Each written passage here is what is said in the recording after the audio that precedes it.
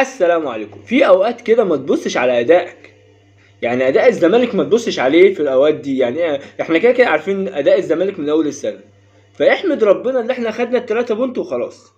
يعني في اوقات كده ما تبصش على اداء الفريق، انت اهم حاجه تاخد 3 بونت وتجري في ظل الظروف اللي بيمر فيها بيها الزمالك من اول السنه، واللي هو يكسب 5 مباريات في 4 شهور ونص، ويخرج يعتبر من جميع البطولات اللي هو داخل فيها. يعني كاس الرابطة خرج، كاس مصر خرج، دوري ابطال افريقيا خرج، الدوري بعيد عنك.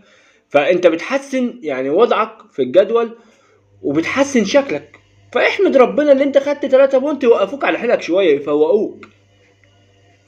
انسى ادائك في المباراة، ادائك تبص على اداء اللعيبة اما يكون انت اصلا كويس جدا وفايق في البطولات، وتزعل من الاداء بقى. لكن انت كده اصلا في البطولات